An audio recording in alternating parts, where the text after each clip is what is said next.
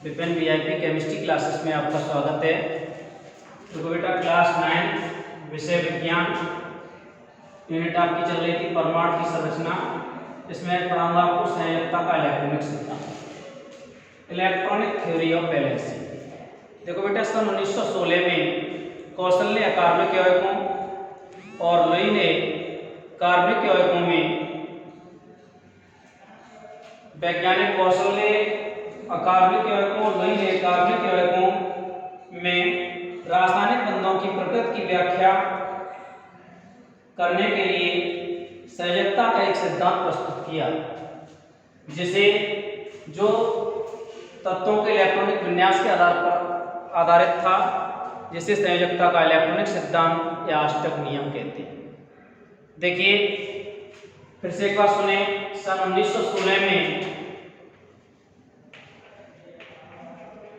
कौशल ने अकार्बनिक यौगिकों और वैज्ञानिक लुई कहते हैं, लुई ने कार्बनिक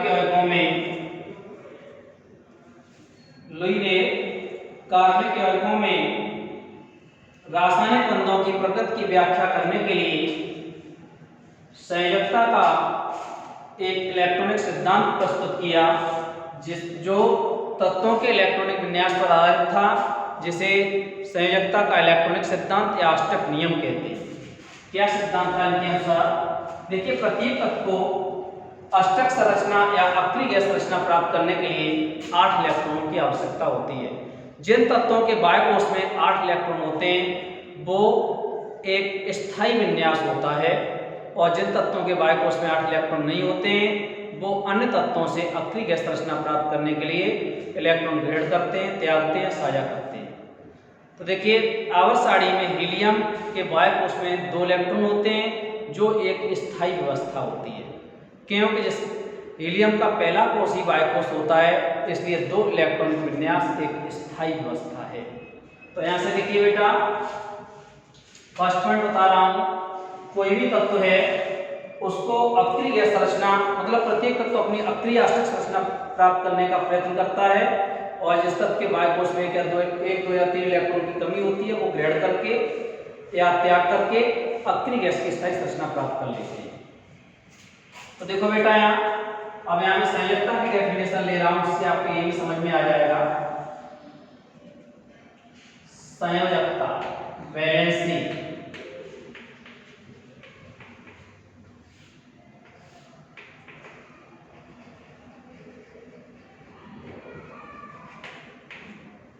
देखिए सन 1852 में वैज्ञानिक फ्रैंकलिन ने संयोजकता को एक पूर्ण संख्या के रूप में प्रदर्शित किया, और उन्होंने हाइड्रोजन की संयोजकता 1 मानी। इनके अनुसार किसी तत्व की संयोजकता हाइड्रोजन परमाणुओं की वह संख्या है जो उस तत्व के परमाणु से संयोग करती है। जैसे बेटा देखिए यहाँ HCl में Cl की संयोजकता बराबर 1, H2O में ऑक्सीजन की संयोजकता बराबर 2, NH3 में नाइट्रोजन की संयोजकता बराबर 3, CH4 में कार्बन की संयोजकता बराबर 4। तो मतलब जितने हाइड्रोजन परमाणु भाग ले रहे हैं कंपाउंड्स में, उस तत्व की संयोजकता उतनी होगी। जैसे HCl में हाइड्रोजन का 1 मॉलिक्यूल परमाणु भाग ले रहा है, संयोजकता 1, H2O में हाइड्रोजन के 2 परमाणु भाग ले रहे हैं, संयोजकता 2, NH3 में हाइड्रोजन के 3 परमाणु भाग ले रहे हैं, संयोजकता 3, CH4 में हाइड्रोजन के 4 परमाणु कार्बन के साथ संयोग कर रहे हैं, जिसकी कार्बन की संयोजकता बराबर 4। दूसरी डेफिनेशन बता रहा हूं आपको, किसी तत्व या परमाणु द्वारा अक्रिय गैस संरचना प्राप्त करने के लिए ग्रहण किए गए, त्यागे गए या साझा किए गए इलेक्ट्रॉनों की संख्या को उस तत्व या परमाणु की संयोजकता कहते हैं। तो देखो बेटा यहाँ जैसे सोडियम क्लोराइड है NaCl, नमक होता है, हमने Na ले लिया, यहाँ Cl ले लिया। अब यहाँ समझ लीजिए आप, सोडियम का परमाणु क्रमांक होता 11। तो एक तरफ बेटा लिखेंगे कोष और एक तरफ उपकोष। पीछे की वीडियो आप देखेंगे इलेक्ट्रॉन विन्यास हमने आपको बताया था 1 2 3 4। यहाँ से देखो S SP SPD SPDF। तो देखो यहाँ 2 2 4 6 10 1 11। इलेक्ट्रॉन विन्यास आपको आता होगा, पिछले वीडियो में हम सेंड कर चुके हैं। यहाँ इसी चैप्टर का वो वीडियो देखें, पहला वाला वीडियो, उसमें आपको इलेक्ट्रॉन विन्यास मिलेगा। इस तत्व के बाह्य कोश में देखिए एक इलेक्ट्रॉन आ रहा है। ऐसे Cl का परमाणु क्रमांक होता है 17। तो देखिए कोश और कोश 1 2 3 4 S SP SPD SPDF। देखो 2 2 4 6 10 2 12 और 5 17। बाह्य कोश में इलेक्ट्रॉन संख्या होगी 7। तो किसी तत्व या परमाणु की बाह्य कोश को संयोजी कोश तथा बाह्य कोश में उपस्थित इलेक्ट्रॉनों की संख्या संयोजी इलेक्ट्रॉन कहलाती है। और जो संयोजी इलेक्ट्रॉन होते हैं ये रासायनिक बंध बनाने में भाग लेते हैं, केमिकल बॉन्डिंग। तो देखो बेटा Cl के बाह्य कोश में 7 इलेक्ट्रॉन है, हमने 7 बिंदु लगा दिए यहाँ। 2 2 4 2 6 1 7। सोडियम के बाह्य कोश में 1 था, 1 यहाँ लगा दिया। अभी बताया था हमने संयोजकता के इलेक्ट्रॉनिक सिद्धांत में प्रत्येक तत्व को अपने अक्रिय गैस संरचना प्राप्त करने के लिए 8 इलेक्ट्रॉन की आवश्यकता होती है। 8 इलेक्ट्रॉनिक विन्यास एक स्थायी व्यवस्था होती है, स्टेबिलिटी इसमें आ जाती है। Cl के बाह्य कोश में 7 इलेक्ट्रॉन, इसको 1 इलेक्ट्रॉन की आवश्यकता है। जो जिस तत्व के बाह्य कोश में 1 या 3 इलेक्ट्रॉन होते हैं आसानी से इलेक्ट्रॉनों को त्याग करके अक्रिय गैस की स्थायी संरचना प्राप्त कर लेंगे। इसके बाह्य कोश में 7 इलेक्ट्रॉन है। 1 इलेक्ट्रॉन यहाँ से ये ले लेगा, जिसके कारण इसका नेगेटिव चार्ज पर पॉजिटिव चार्ज आ जाएगा। इसने 1 इलेक्ट्रॉन त्यागा, इसकी संयोजकता 1, और इसने 1 ग्रहण किया, इसकी संयोजकता 1। तो दोनों तत्वों की संयोजकता बेटा देखिए हो गई यहाँ 1। इसी तरह से देखो बता रहा हूँ MgO मैग्नीशियम ऑक्साइड। ऑक्सीजन के बाह्य कोश में इलेक्ट्रॉन होते हैं 6 और मैग्नीशियम के होते हैं बाह्य कोश में 2। परमाणु क्रमांक 12 2 8 तो इसका 8 होता है 2 और 6। तो 6 से इसमें 2 इलेक्ट्रॉन की आवश्यकता है। 1 इलेक्ट्रॉन यहाँ से ये ले लेगा, 1 यहाँ से ले लेगा, इस पर 2 नेगेटिव चार्ज, पर 2 पॉजिटिव चार्ज आ जाएंगे। तो ये 2 इलेक्ट्रॉन मैग्नीशियम त्याग रहा है, संयोजकता 2, ये 2 ग्रेड कर रहा है, इसकी संयोजकता 2। तो यहाँ इसकी संयोजकता आ गई 2। ये तो इलेक्ट्रॉन ग्रेड करने त्यागने पर हो गई। साझा करके कैसे होती है बेटा देखिए, जैसे मान के चलिए कार्बन डाइऑक्साइड है, CO2 है, CO2 की स्ट्रक्चर बना रहा हूं CO2। ऑक्सीजन के बाह्य कोश में इलेक्ट्रॉन होंगे यहाँ देखो 6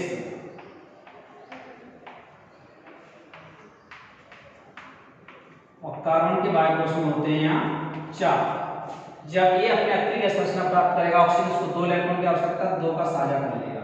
यहाँ बेटा देखो इस पे हो गए 8, इस पे 6 थे, इसको भी 2 की जरूरत है, 2 इसने यहाँ से साझा कर लिया, इस पर भी हो गए 8। इस पर 4 थे, इसको 4 की जरूरत है, 2 इलेक्ट्रॉन इसने यहाँ से लिए ऑक्सीजन के, 2 इस ऑक्सीजन से लिए, इस पर भी हो गए 8।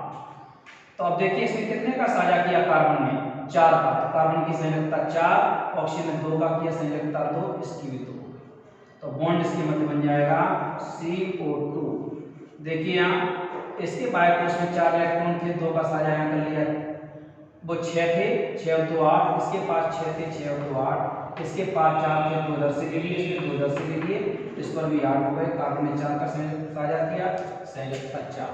यहाँ देखो मीथेन, यहाँ कार्बन ले लिया, यहाँ हाइड्रोजन ले लो, यहाँ इसके बाह्य कोश में 1 इलेक्ट्रॉन हाइड्रोजन के में और कार्बन के बाह्य कोश में होते हैं बेटा 4। जब कार्बन के बाह्य कोश में 4 इलेक्ट्रॉन है, अक्रिय गैस संरचना प्राप्त करने के लिए इसको 4 की आवश्यकता है। 1 इलेक्ट्रॉन का देखो यहाँ साझा कर लेगा, ये यहाँ से कर लेगा, यहाँ से कर लेगा, यहाँ से कर लेगा, 4 का साझा करेगा, तो कार्बन की संयोजकता बराबर 4।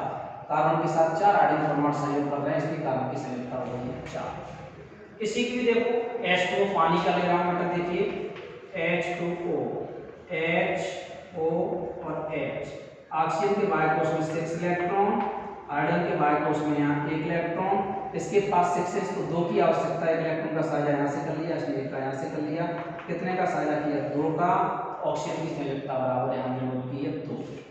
तो डेफिनेशन है आपकी, किसी तत्व की संयोजकता हाइड्रोजन परमाणुओं की वह संख्या है जो उस तत्व के परमाणु से संयोग करती है। दूसरी डेफिनेशन, किसी तत्व या परमाणु द्वारा अक्रिय गैस संरचना प्राप्त करने के लिए, अष्टक संरचना प्राप्त करने के लिए ग्रेड किए गए त्यागे गए या साझा किए गए इलेक्ट्रॉनों की संख्या को उस तत्व या परमाणु की संयोजकता कहते हैं। अब देखो बेटा, संयोजकता भी 3 प्रकार की होती हैं, वैद्युत संयोजकता, सहसंयोजकता, उपसहसंयोजकता। और बंध भी 3 प्रकार के होते हैं, वैद्युत सहसंयोजी बंध, सहसंयोजी बंध, उपसहसंयोजी बंध। तो यहाँ देखो बेटा, हम बता रहे हैं, साथ साथ डेफिनेशन लेके चलेंगे।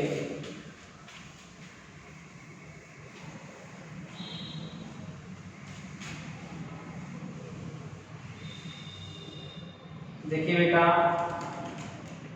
वैद्युत संयोजकता,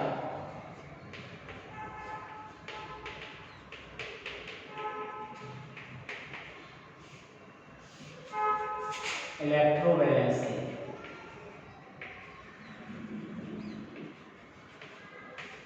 या वैद्युत संयोजी बंध,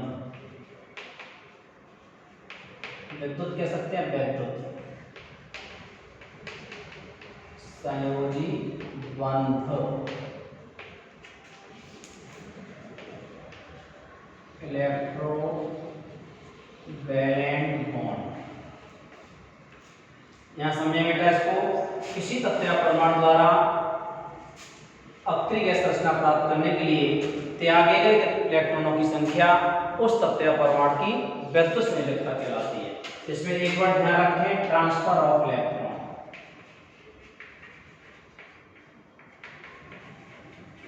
ट्रांसफर ऑफ इलेक्ट्रॉन का ट्रांसफर होता है, स्थानांतरण होता है इसमें। तो देखिए यहाँ अभी हम एक पुनः ले रहे हैं NaCl, यहाँ देखो बेटा Na और Cl के बाएं कोष में 7 इलेक्ट्रॉन और सोडियम के बाएं कोष में 1 इलेक्ट्रॉन। जब ये अपनी अक्रिय गैस रचना प्राप्त करेगा तो इसको 1 इलेक्ट्रॉन की आवश्यकता है, इस पर नेगेटिव चार्ज, पर पॉजिटिव चार्ज। ठीक है, इसकी वैद्युत संयोजकता हो गई है, इसकी भी हो गई है। तो ये जो टूटेगा Na+ और Cl-। इस प्रकार के बने बंध को हम कहते हैं वैद्युत संयोजी बंध। किसी तत्व या परमाणु द्वारा इलेक्ट्रॉनों के स्थानांतरण से, ट्रांसफर से जो बंध बनते हैं उन्हें वैद्युत संयोजी बंध तथा इस प्रकार के यौगिकों को वैद्युत संयोजी यौगिक कहते हैं।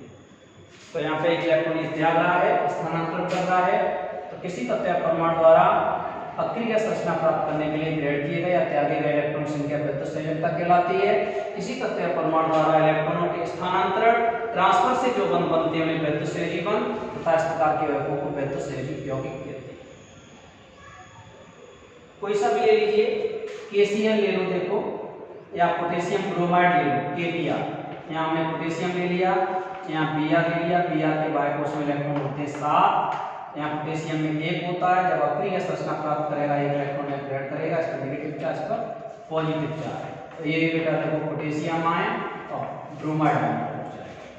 मैग्नीशियम ऑक्साइड ले लो या कैल्शियम ऑक्साइड ले लो, CaO, कली चूना कहते हैं, जो पुताई करते हैं सफेदी, ये बिना बुझाए चूना होता है। तो यहाँ Ca और O, ऑक्सीजन के बाएं कोष में देखो बेटा 6 इलेक्ट्रॉन, कैल्शियम के बाएं कोष में 2 इलेक्ट्रॉन। जब ये अपनी अक्रिय गैस रचना प्राप्त करेगा, इसको 2 इलेक्ट्रॉनों की आवश्यकता स्टक पूरा करने के लिए, तो 2 इलेक्ट्रॉन यहाँ से इसके ग्रेड कर लेगा 6 और थेस पर 2 ये पहुंच गए 8 हो गए। जो ग्रेड करता उस पर ऋण आवेश, तो जो त्यागता उस पर धन आवेश। 2 इलेक्ट्रॉन त्यागे, 2 + 4, 2 ग्रेड के 2 - 4। तो यहाँ देखो बेटा Ca++ और O --- किसी तत्व या परमाणु द्वारा इलेक्ट्रॉनों के स्थानांतरण से जो बंध बनते हैं उन्हें वैद्युत संयोजी बंध तथा इस प्रकार के यौगिक वैद्युत संयोजी यौगिक कहलाते हैं। वैद्युत संयोजी यौगिक के लक्षण क्या होते हैं? ये यौगिक इलेक्ट्रॉनों के स्थानांतरण या आदान प्रदान से बनते हैं। ये यौगिक जलीय विलयन में आयनित हो जाते हैं +- में। ये यौगिक विद्युत ऊष्मा के सुचालक होते हैं, विद्युत धारा प्रवाहित हो जाएगी इनमें। क्यों हो जाएगी? कि हमेशा विलयन में विद्युत का प्रवाह आयनों के द्वारा होता है। विलयन आयनित हो चुका है तो विद्युत धारा करंट फ्लो होगा, आयनित नहीं हुआ तो करंट फ्लो नहीं होगा उसमें। अगला, ये यौगिक जल में विलय होते हैं और ये यौगिक वैद्युत संयोजी जो भी होते हैं वो केवल ठोस अवस्था में पाए जाते हैं, क्योंकि इलेक्ट्रॉनों के आकर्षण द्वारा बंधे होते हैं। आकर्षण द्वारा बंधे होंगे तो इनके मध्य जो होता है इंटरमॉलिक्यूलर स्पेस, अंतराकाश बहुत कम होता है, इसलिए सभी वैद्युत संयोजी यौगिक होते हैं वो ठोस अवस्था में पाए जाते हैं। और वैद्युत संयोजी यौगिकों के गलनांक और क्वथनांक उच्च होते हैं। क्यों होते हैं? क्योंकि इलेक्ट्रॉनों के आकर्षण से बनते हैं, +- चार्ज आपस में खींचे गए, जिसके कारण उनके मध्य एक जालक बन जाता है। इस जालक को तोड़ने के लिए अधिक ऊर्जा की आवश्यकता होती है। इसलिए वैद्युत संयोजी यौगिक जो होते हैं वो इनके गलनांक उतना उच्च होते हैं। एक बार बेटा फिर सुने, किसी तत्व या परमाणु द्वारा अक्रिय गैस संरचना प्राप्त करने के लिए ग्रेड किए गए या त्यागे गए इलेक्ट्रॉन की संख्या विद्युत संयोजकता कहलाती है। और किसी तत्व या परमाणु द्वारा इलेक्ट्रॉनों के स्थानांतरण से या ट्रांसफर से जो बंध बनते हैं विद्युत सहजी बंध तथा इस प्रकार के यौगिकों को विद्युत सहजी यौगिक या आयनिक यौगिक कहते हैं। लक्षण बताए मैंने। विद्युत सहजी यौगिक इलेक्ट्रॉनों के स्थानांतरण या आदान प्रदान से बनते हैं। विद्युत सहजी यौगिक जल में विलय होते हैं। विद्युत सहजी यौगिक जलीय विलयन में आयनित हो जाते हैं। विद्युत सहजी यौगिकों के गलनांक क्वथनांक उच्च होते हैं। ये विद्युत ऊष्मा के सुचालक होते हैं और ये ठोस अवस्था में पाए जाते हैं। नेक्स्ट देखो बेटा अगला सहसंयोजकता। आप लोग वीडियो देखते समय स्क्रीनशॉट ले लिया करें और स्क्रीनशॉट लेकर के बाद में आप वर्क भी कर सकते हैं। तो यहाँ देखिए बेटा दूसरी है सहसंयोजकता।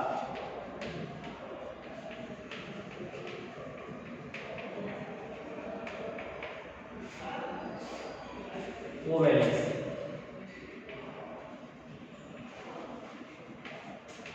या सहसंयोजी बंध।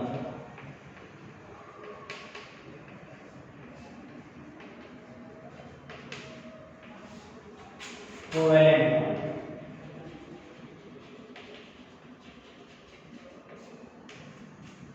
या सहसंयोजी यौगिक भी कहेंगे कोवैलेंट कंपाउंड्स।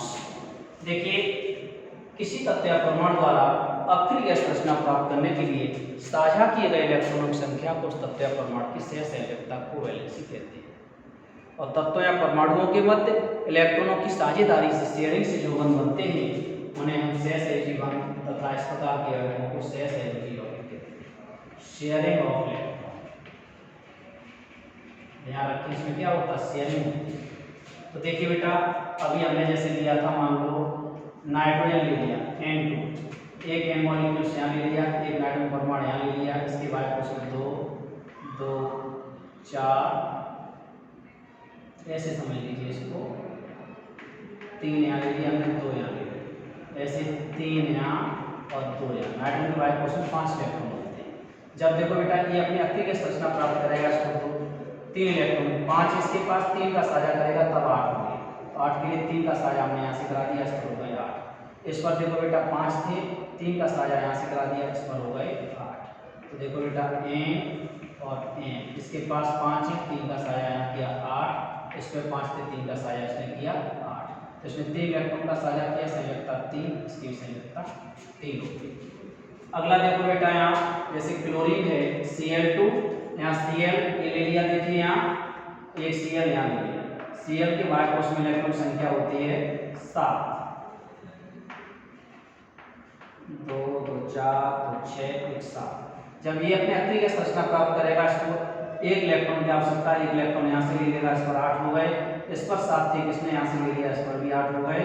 तो यहाँ देखिए Cl और Cl, इसके पास 7 थे, एक का साझा किया 8, इस पर 7 थे, एक का साझा इसने किया, इस पर भी 8। कार्बन डाइऑक्साइड का पीछे बताया था, फिर देखिए फर्क ने C और O2, 2 ऑक्सीजन में का देखिए ऑक्सीजन के वायु कोश में इलेक्ट्रॉन होते हैं 6, कार्बन के वायु कोश में होते हैं 4। जब ये अपने अक्रिय गैस संरचना प्राप्त करेगा 6 है, इसको 2 इलेक्ट्रॉन की आवश्यकता, 2 का साझा ऐसे कर लिया 8, इसके पास 6 है, 2 का यहाँ से इसने कर लिया, इस पर भी हो गए 8, इस पर 4 थी, इसको 4 की आवश्यकता है, 2 का यहाँ से, 2 का यहाँ से, इस पर भी हो गए 8। 4 का साझा किया, संयोजकता 4, इसने 2 का किया, संयोजकता 2, इसकी संयोजकता 2। अब बॉन्ड कैसे बनेगा सहसंयोजी बंध, यहाँ देखो बेटा कार्बन बीच में ले लिया, ऑक्सीजन एक इधर, एक इधर, इसके पास 6 इलेक्ट्रॉन थे, 2 का साझा किया, 2 का 8 होगा, इस पर 6 थे, 2 का इसने साझा किया, इस पर भी 8, इस पे 4 थे कार्बन पे, 2 इधर से लिए 6, 2 इधर से लिए 8।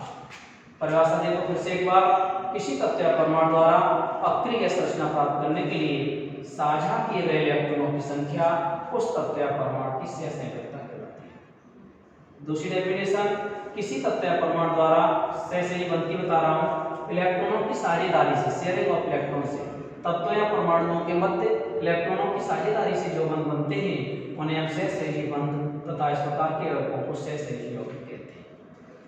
लक्षण के ये यौगिक इलेक्ट्रॉनों की साझेदारी साझे से बनते हैं। ये यौगिक जलीय विलयन में आयनित नहीं होते हैं। ये यौगिक जल में अवलित या कार्बनिक विलायकों में मिले होते हैं। ये यौगिक विद्युत ऊष्मा के कुचालक होते हैं और ये यौगिक ठोस, द्रव और गैस तीनों अवस्थाओं में पाए जाते हैं। जैसे पानी की भी 3 अवस्थाएं होती हैं, ठोस, द्रव, गैस। पानी सहसंयोजी यौगिक होता है और इन यौगिकों के गलनांक और क्वथनांक निम्न होते हैं क्योंकि उनके मध्य वान डेर वाल्स बल लगता है, जिस पर को समाप्त करने के लिए बहुत कम ऊर्जा की आवश्यकता होती है, इसीलिए इनकी गलनांक और क्वथनांक निम्न होते हैं।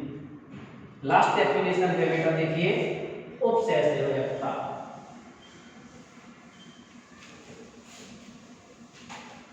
या उपसहसंयोजी बंध।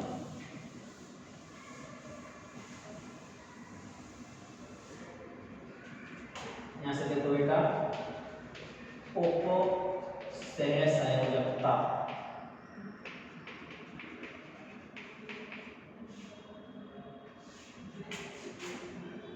और कोऑर्डिनेट बैलेंस।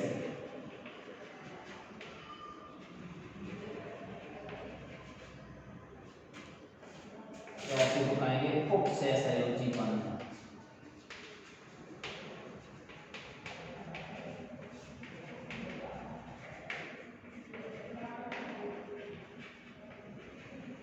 Coordinate bond.